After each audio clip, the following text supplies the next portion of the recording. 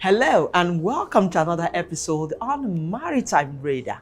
Nigeria, with a coastline of about 852 kilometers and inland waterways of over 8,000 kilometers, has the natural habitat to grow its marine tourism to be one of the biggest in the sub-region. In spite of these abundant resources in its sea and ocean, which will support development, drive, and economic diversification, Nigeria is yet to fully take the advantages of these ocean resources, particularly in the aspect of marine tourism, to develop its economy. Marine resources, if exploited, will create jobs and position Nigeria as a leader in sustainable marine activities. Promoting marine tourism, which is imperative in driving the desired diversification agenda, are some of the issues that will be on the front burner on today's show. I'm Nneoma Obi-Asualo.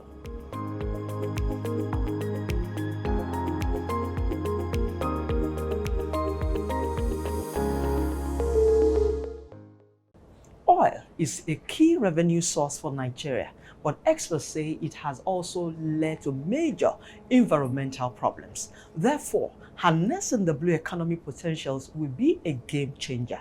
It could create jobs and generate income from fisheries, aquaculture, tourism, shipping, and renewable energy. The blue economy could mitigate environmental damage as it enables the restoration of marine ecosystems, as it also creates opportunity to grow the tourism sector, attract investment to Nigeria's marine infrastructure, fisheries, and technology. Seychelles and Mauritius are examples of countries that earn foreign exchange from marine exports and tourism. Harnessing the blue economy potential could help decrease regional and social inequalities in coastal communities. Investment in the blue economy could encourage marine biology, oceanography, and marine technology research, which could in turn lead to global innovations. Nigeria's blue economy clearly offers significant potential, but only strategic planning, global partnership, and investment can make it a reality. Before we get further into today's lineup on the program, let's find out the latest in maritime news.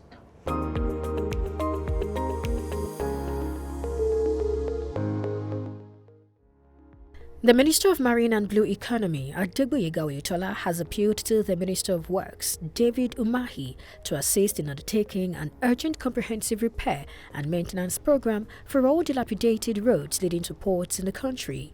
Oyetola, during his visit to the Ministry of Works this week, noted that these roads play a pivotal role in the efficiency of Nigeria's ports.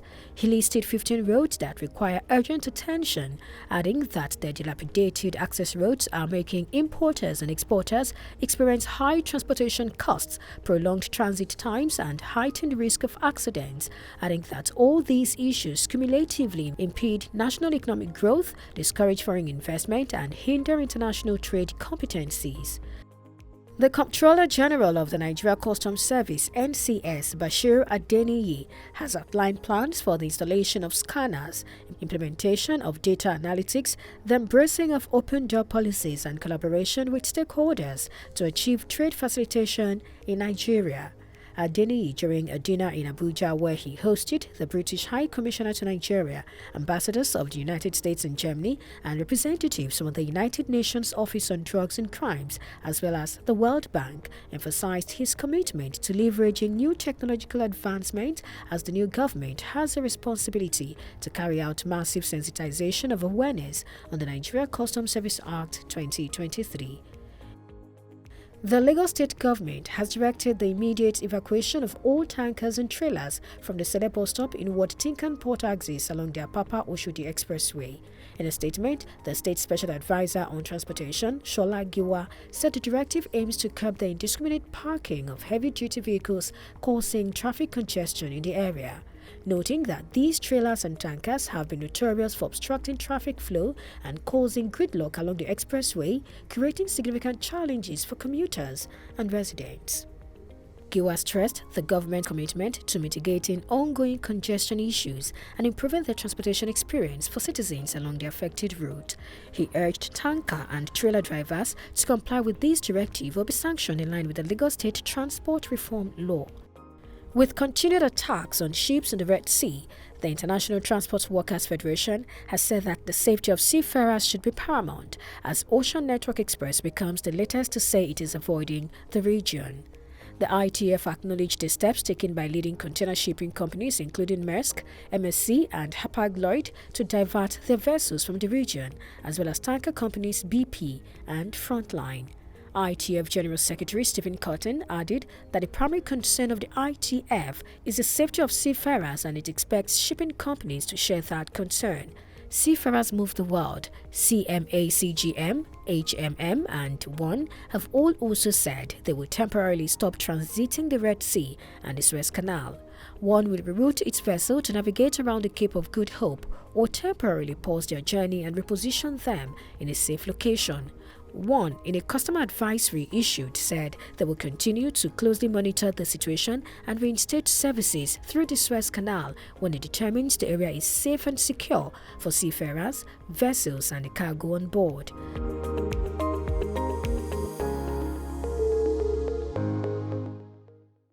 If you are just joining us, this is Maritime Radar. Experts say that the advantages of tourism will only be achieved with guaranteed security, which can be ensured by investment in marine security assets. This can also be attained by linking associated cities, bridging gaps through infrastructural development, while the water bodies are used for tourist attractions. According to research, the ocean economy is worth about $20 trillion. This includes renewable energy, industries, and fishing pharmaceuticals. This record shows the need to protect, preserve, and develop the marine endowment and appropriately connect the industries to attain the desired goal of marine tourism, which could be a major revenue earner and a huge contributor to government's economic diversification agenda. In this chart, with Engineer Ganiyu Balogun, National President of the Association of Tourist Boat Owners and Water Transporters of Nigeria, and the CEO, Gani-Tarza Marine Limited, shares on the need to promote marine tourism for economic development. Stay with us.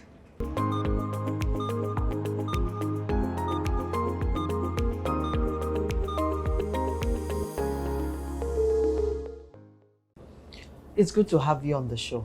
Thank you. Let's start this conversation looking at the new ministry, Marine and Blue Economy.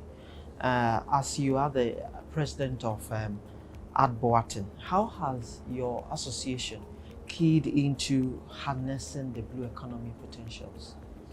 Well, as far as I'm concerned, it's not a new thing to us. It's just the name that, as far as I'm concerned, it's been changed. So we are still on the same pedal, and we're ready to work with the government when you talk about blue water marine. So whatever is the program, we have keyed into it, and we're ready to work with the new name as far as we are concerned. So what are the potentials you see looking at all you you see, from Lagos to Badagry, we have the coastline from Badagry to Benin Republic. Because basically this ministry must also contribute to the GDP, the revenue. Mm-hmm. So what are the potentials you've seen as an operator in inland waterways?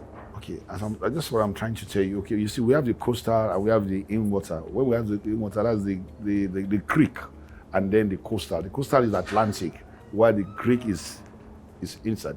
So let's say you take some tourists from the creek and you get to somewhere. I have a beach house. We have a beach place and other beach houses there. Once you get to there, you come down at the creek and then walk to the Atlantic, which is the coastal you're talking about. That's from Lagos or from Nigeria to Ghana. We have the coastline, Benin Republic, Togo, then Ghana. So all those areas are where the government needs to make it an enabling environment for people to do their business without any problems. That makes it goes to security, to safety of the people. Although the Nigerian Navy are doing great now. So going to Badagry, from Badagry to get to Benin Republic, that's the between. So there are Navy boats who are patrolling all the time there, in the night, during the day. So the potentials is a lot actually, from, like I said, from Lagos to Badagry to Benin Republic. There are coconut grove, all the way to sandy. What we need to do is to keep it clean, This water hyacinth issue, maybe we'll get there very soon. Water hyacinth is contributing a lot of problems to the boat are moving, and nobody wants to work for 9 months and save enough money to go to another country to go and have fun. But all he has to go and get into is problems. They don't want that. Tourists wants to go and have fun, and they don't mind how much they spend. I've been to different parts of the world. When I'm going, I put 10 naira in my pocket. I'm ready to finish the 10 naira before I come back. So, having said that, it now means that tourism is key to economic development. So, what opportunities, as an operator, do you see looking at our waterways? What are the opportunities? Assuming you are speaking to the minister, what are the opportunities that you see on the waterways that you want to speak on, or you want to advise him to be able to invest to harness the potentials in them? Thank you very much. You see, there's a lot of opportunities on the waterways, like I said. Let me compare other countries. Let's say you go to Dubai or you go to Japan. Those are the areas I've been to. I've been to Italy, that is in Rome, Venice, for instance. There are places that the government allocated for tourism, especially just for tourism, and they have tourist police, which means the way they treat the tourists is quite different to just any normal, people.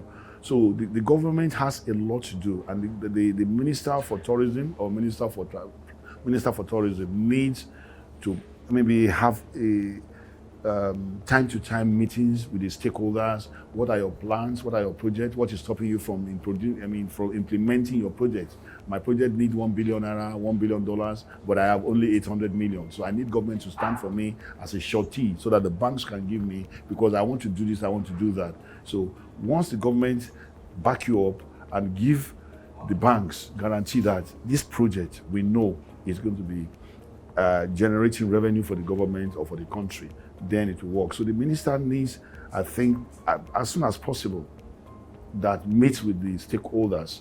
So everybody will not look, okay, this is what I want to do, that's what I want to do. Then the government himself or the minister will say, okay, these are my own program, these are my project, this is what I want to do. How do you people key in so that we can work together?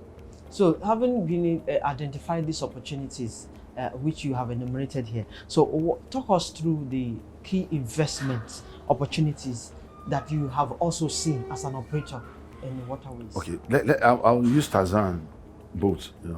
I'm the first person that makes a boat that ferry cars across.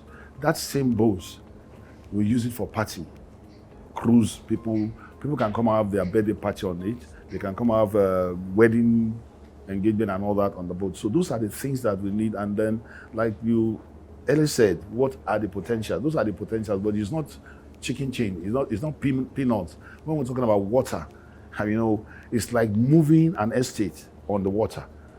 Massive things. You have nightclubs. You have casino on the boat. You have swimming pool. You have everything you think about on the land. Is on that boat that moves from one country to another or one state to another. But as of today, those kind of things, we don't have it yet. I'll be very frank with you. It's not a joke. It's massive. It's a lot of money that is going to be involved. So, and they said that the journey of 1,000 kilometers, 1,000 miles, start from one step. Rome was not built in a day, but we need to start from somewhere. I would say, where are we before? Where are we now? Where are we going? As far as I'm concerned, we have done a little, but it may not be very significant, that what we have done is seen, but definitely there's a lot of things happening on the waterways for now. When you have such boats, that kind of talking I'm talking about, they don't even call them boats, ships or cruise liner. For today, I don't see who has that in Nigeria now. So maybe the government, the minister would be thinking of such things. And is our waterways deep enough? Our coastal line, yes, coastal line is deep enough. What about the creeks? There's a boat they call wind-propelled boats. It's just air. They move on this water hyacinth that we're talking about, which is a problem to us now. There are boats made to even move on those areas, but they are very expensive. If we're talking about the normal boat, which is 10,000 naira or $10,000, about that one could be $100,000. So the tourism business, and it's not what you can get in a day. It's not what you invest today and you expect the return tomorrow. No, it's a long-time project, which many Nigerians are not into that kind of business. All what they want is one thing today and want the money tomorrow. No, it's something you have to invest. You have to have passion as a tourist operator So you don't look only about the money you can get, but the service you can give to the people. When they enjoy it, they will come again, or even tell other people to come. We are due for a break, and when we come back, we'll be looking at all that you have done and with your company concerning boat operations in Nigeria and what is expected in 2024. But that will be after this short break. Please stay with us.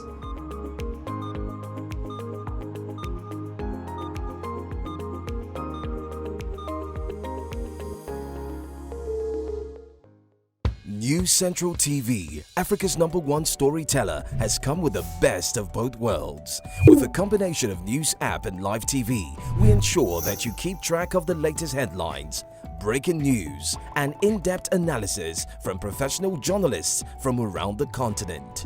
Download the News Central TV app on Android and iOS and get started today. Don't forget to follow us on News Central's social media platforms. News Central, Africa First.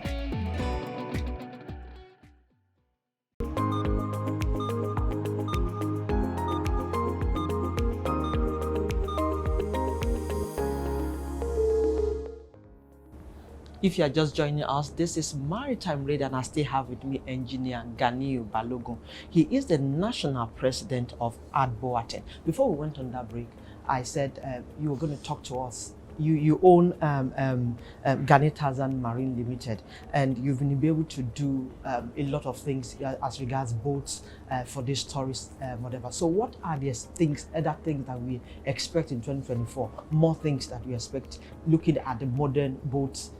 Do you have any plan to invest in such in 2024, or what are the things that you intend to do? Well, like I or said, you could also run us through the few things then already. Yeah. Then you build on that and talk to us. Okay. Federal Palace Hotel in Victoria Island. It has been in existence before I was born, actually. But it has been renovated, it has been improved and all that. We used to take people from that place, from Federal Palace Hotel to like Takwa Bay, to like Badagry, Agaja, even to Ekpe, from there. Now I moved from that area, from that place to Eleke Crescent, where the American embassy is. From there we will do the same thing, but in a transformed areas and things. So, but right now, Tarzan boat operates in Victoria Land, in Ikoyi, in Lekki Phase 1, and Badore too. But from that place, we move from there to any part of Lagos, to Ekpe. From Badore you go right to go to Ekpe. From Victoria Land you go left to go to Badagry. So we have boats that does that. Right now we have some boats, but not the one that we would have loved to have. But in 2024, I mean, the last one, Nneoma, there are investors coming into the country. In fact, 2022, investors come from other part of the world to me directly and say they would like to partner with me. But my problem then is that, look, I would like also, let's let the government stable. Let's see the policy. For instance, last month or last year, the dollar is 800 naira, 900. Today is 1,000 plus. So whoever did his visibility study on $800 and today is now 1,000 plus, definitely you are going to miss it. So there's a lot of things in pipelines for 2024, which I think is better it starts upfolding before I talk about it. But there's a lot of programs, a lot of things that we want to do. Okay, you're an operator in this sector. How do you think the Marine and Blue Economy Ministry can key into revenue generation via tourism? Yeah, like I've just... What could they do to key into? Yeah, what they can do, what I think they should do is to partner with the stakeholders. Not to just come and say, you must do this, you must do that. We need to work together. The stakeholders and the government needs to work together. Definitely, if you think that bringing somebody from America or from Russia is the best thing, nobody knows the terrain more than the people that are there. Yes, there's technology that tells you where. Today, as I was coming to this place, from where I took the Uber, it tells us how to go, turn left, turn right. Yes, the same thing applies, but they still don't know more than those who are on ground. So that's why the government needs to work with the stakeholders. Then, not stakeholders, not paper stakeholders. I will use that word. When I meant by not paper stakeholders, the real practical people that are on that project, on that field, government needs to bring them together, we'll work together, and then from there, we'll see the revenue generation for the government. And, NIWA is saddled with the responsibility of the waterways, but they need to be funded. I don't know if they are funded and they don't use the money for it, I don't know, but I doubt the person in charge for the state today, which I know, the area manager, wouldn't be giving 1,000 naira to do something on the waterways and he wants to spend 100 naira. She would like to make sure it works. The same thing to the last one guy, the GM, because I'm, as the national president, so I'm close to the both of them. I know both of them want goods for the place, but I think the limitation is about fund. Okay, so what have they been able to discuss with you people? Because it's also going to hamper you people's operation. What have you been able to discuss or resolved concerning sanitation on our waterways? Because you look at it, sometimes it's an eyesore. I don't even know how travelers even cope with those environments. So what have been, because I know that you guys have stakeholders engagement. So how do you thought, what is being done concerning this? You see, I am privileged to know that they have a lot of boats to operate for their patrols and all that. But at the same time, where the stakeholders, Tarzan boat or other boats ply, is where they too must ply. So if the water essence has blocked the water and there is an accident somewhere which they need to quickly go to rescue people, the water essence stop their boat from going. So which means somebody or people in charge of removing the water essence are not doing their job the way they should do it. So, and if the problem is fund, it's not from me, it's not from you, it's from the government. So that means they need to earmark kind of some amount of money that will be able to carry out that. I want to tell you that this water extent has been coming since the 80s when I was at Eleke Christian, since 80s, and we are now in 2023. It's still coming. I mean, there's something that's gone wrong somewhere. Because if anybody wants to go into my boat today from any part of where I'm operating, you must put a life jacket on. Not just on, properly. If you put a life jacket on as if you are wearing a blazer, it will come out when you get into the water. So it's a policy, my own policy, that any passenger found on my boat without properly kitted, the boat captains will be penalized 10,000 naira for one passenger. And one passenger is 1,500 naira. So he has to pay 10,000 because he doesn't, do his job. Before you get into the boat. How much do you enforce this? Every time. Every time. Okay, so what now happens to other, because you also have other operators in associations. Yes. So how have you been able to enforce it? Because we still see people flaunting this safety rules and regulations. You see overloading. You see people in the boats without life jackets or even expired life jackets. So how have you been able, as a president, been able to ensure that every operator enforces this safety rules? Yes, you see, there's something also we say that you can't put the laws into your hand. We cannot arrest the operator. We can only stop those people when we are there. And there's something we call the people on the jetty as the beach masters on all the boat jetties. Like my jetty, there's a beach master there, and the Lagos State government as well. And NIWA, they are sending their beach masters to all the jetties, but they can't cover all. You understand me? And also, we cannot be everywhere, or we can only pass the instructions. Every time we have our meetings, in the state meetings, last Wednesday of the month, every last Wednesday of the month at Marina, that will come there. My company is under that association. I'm the national president, but I operate in Lagos. So whenever the meeting comes up, the chairman of the state is in charge. And our songs every day, safety, dolphin, safety, dolphin. So that means we tell the boat captains, if there is no propeller on your boat, can it move? I said no. Look at the life jacket like that. If there is no propeller, the engine is perfect, it's working fine. But that small thing like a blade, like just the fan, is the propeller. Once it's removed, the boat cannot move. Please look at the safety as the propeller of your boat. If we lose one passenger on the water that dies on the water, it sends hundreds away.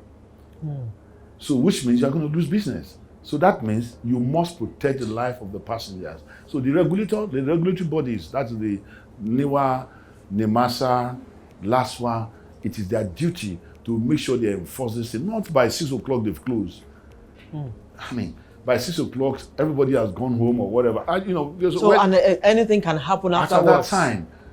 You know, sometimes when at the detriment of the life of the passengers. Of the passenger. When I talk, some of them looks at me as, I mean, he talks too much. Why is he exposing us and all that? But no, you know, there's something that we call frank talk.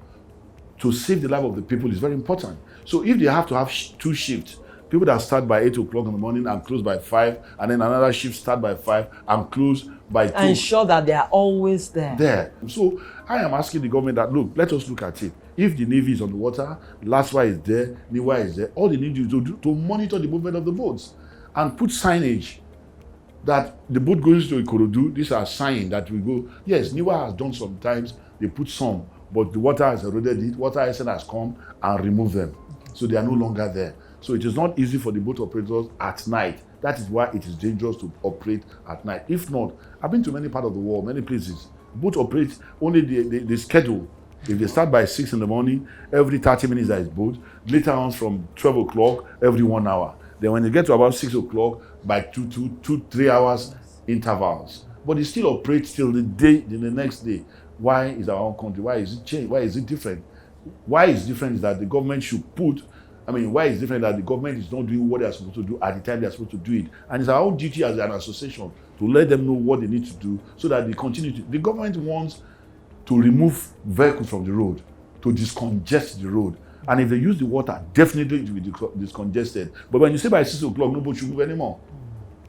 I must thank you most kindly for your thoughts. You've been able to talk us through these things. Why I look forward that government and these regulatory agencies are going to collaborate with your association and other associations in water engaged in water transportation to ensure that we harness all the potentials in our waterways. It's been Engineer Ganiyu Balogun. He is the National President of the Association of Tourist Boat Owners and Water Transports of Nigeria. He's also the MD, CEO, Gani-Tarza Marine Nigeria Limited. I must thank you most kindly for your time and your explicit explanation on the show. Thank you very much. Thank you very much for inviting me.